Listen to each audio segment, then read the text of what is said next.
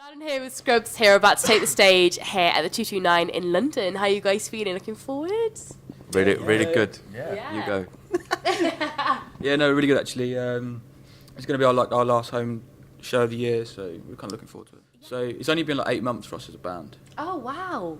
and we've done like a couple in London, but we sort of made a point of trying to get around the country quite a lot. Yes. So we did a tour in September and October where we pretty much ignored the south, and then we're doing a tour in January and February where we're pretty much ignoring the north. It was not planned. It just No, sort it's of just happened, fair, yeah. right? You do one, you do the other. Because I saw you play with Falseheads as well in Dingwall, so that must have been a really good night. Yeah, that was a really good show. Yeah. That was a really good show. So many mics! Yeah, that was really fucking good. Yeah. Yeah. They're good friends of ours. It's quite so, long microphones, aren't they? But he, well, the funny thing about that gig was when it was like we were like main support, and then they were just setting up, and the only thing like they said to me beforehand was like fair play, and that was it. And they didn't know what else to say to me. I was just like, okay, yeah. Yeah. Good luck following that.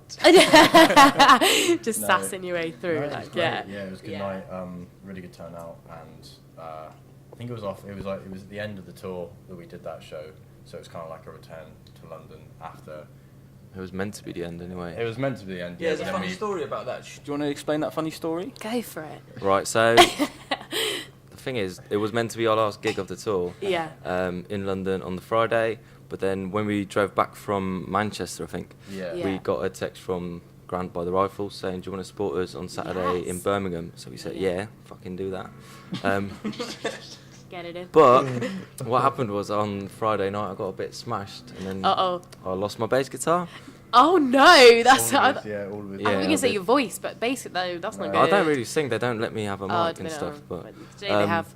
there we go. But yeah, so I lost my bass, and then like at 9 in the morning I gave him a text and I was like, look, I've got no bass, so I had to sort myself out.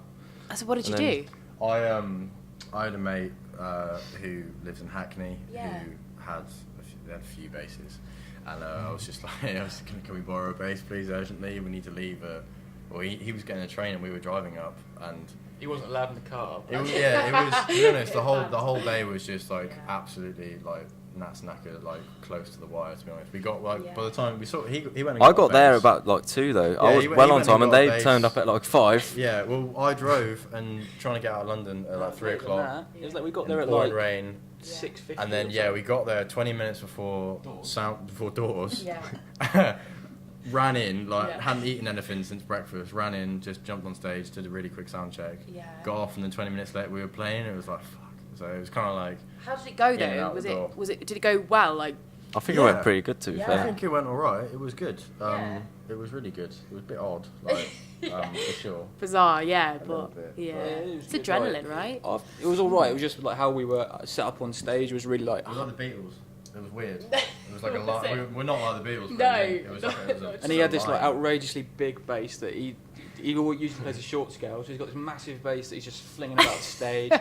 Drops your knees. That was the first time you dropped your knees on stage. No, I did that on the Friday as well. Yeah, he dropped to his knees. I did on Friday as well. What's happened to you? Well, that's Yeah. good. Yeah, well, you gotta work with it. So new bass and you're feeling your way around. Well, yeah, I guess. new Yeah, bass. yeah, yeah. the way But you forward. played in Europe as well. I did see on your tour. How Played was in that? Holland. Yeah. How did that Never go been down? before. It was fucking amazing. Yeah. It was. To explain that, he's originally Dutch. Okay. Okay. No one knows. Okay, So it's you. the great Yeah. great thing, you know. If anyone ever meets us, we'll Yeah. be like, if we're at a bar, we'll be like, where do you think he's from? Yeah. And they'll never get it, so No. we'll always get drinks. That's because that's it. it sounds like he's from It's a Sheffield. win-win game. It is a really the win-win show went game. really well though. Oh yeah, the show was Yeah. amazing. We played just after that Scottish band Alligator. Yeah. And they went on tour with Slaves. Oh wow. So they were literally going on tour with Slaves the next day. Yeah, it was really good. Like the venue was at capacity for us, which was like it was nice to see. And there's a funny story about that gig as well, actually. Because like basically it was in a boat, and like the backstage area was actually someone's room. Who lived on the boat. It was this weird like porthole thing, and the bed was over where I presume the engine was. Yeah. So it was really fucking high. It was Yeah. like 5.5 foot. Like this bed, it was ridiculous. Yeah. And I thought like because normally like we finish, and I kind of get up and I'm quite awkward when I finish, and I don't really know what to do. Like I don't know if to like start packing up immediately or walk off stage. Yeah. And like that night I was like, you know what, I'll walk off stage, like because these guys just disappeared. I hid in the kitchen. I like ran through the crowd. I end up in the kitchen of the bar, and like the chef just looked at me and he's like making spaghetti for like a restaurant like upstairs, and he just looked at me and was like. So I just sort of shrugged my shoulders and just poured myself like a drink of water from the tap. Yeah. I just stood by the chef, and then like I had like the music come on, and then I walked back through the venue, and everyone was just sort of like they were going, "Where did you go?" You should have just gone back on stage like a bowl of spaghetti. Like this is where I was. I was Yeah. I was in there Food for for longer than I everyone. should have been. I hid in there for quite a long Well, time. I tried to. So there was a black curtain at the back of the stage, but there was like a little, like 3 little steps that go up like into the door that was into this like bedroom backstage area thing, and I didn't realise that it would be like for some reason it was locked. So I thought, oh, sound, I'll duck out backstage. And the gap between the curtain and the door was literally this wide, like and this wide. Yeah. So I get up and the door's locked, and then I felt too awkward Yeah. because there's just feedback going. I felt too awkward, so I just stood there against the door, like with my feet probably poking out the bottom of the curtain for like a minute and a half, 2 minutes, just hyperventilating, just because I was really hot.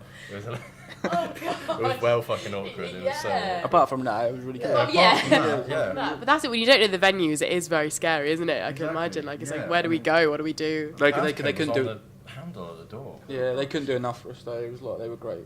To be fair. They were amazing.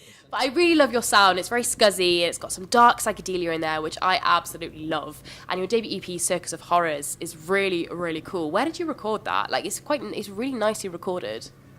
It is indeed. We recorded it at Woodworm Studios near Banbury. I don't know if you've ever heard of it. I hadn't.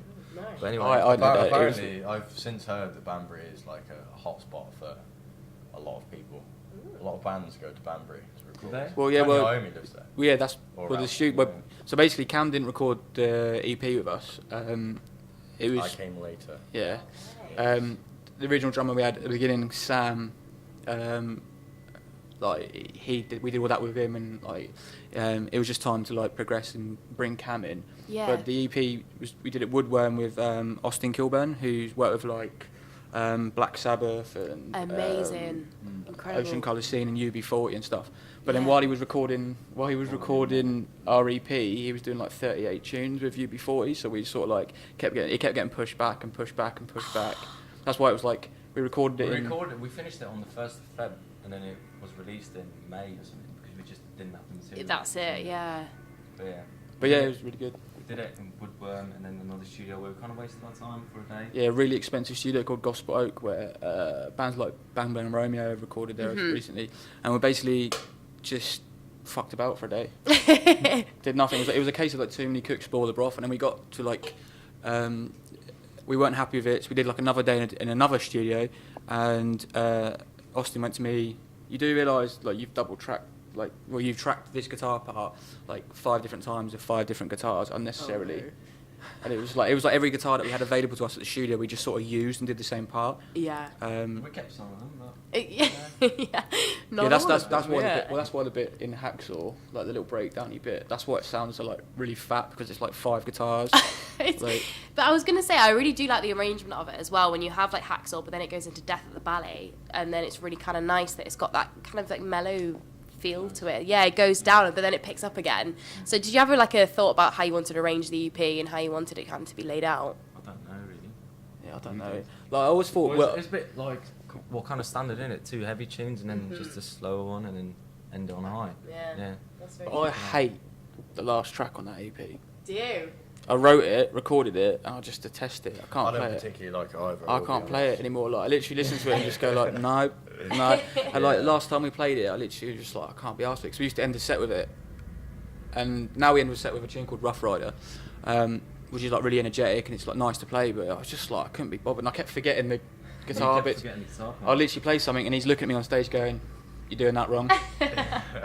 So what kind of things did you listen to growing up? Like, were you very similar with what you listened to in your households growing up, or was it quite different?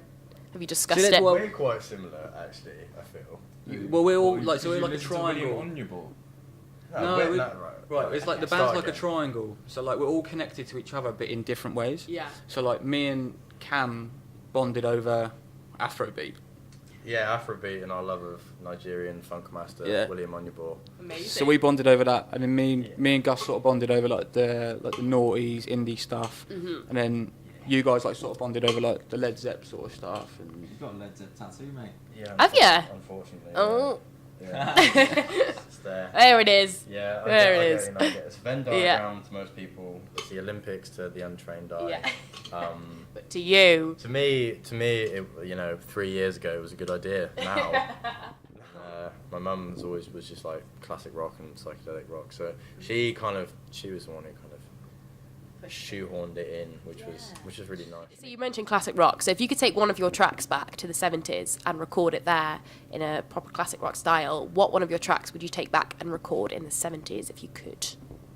Do you know what? I think the new one that we were writing on Wednesday.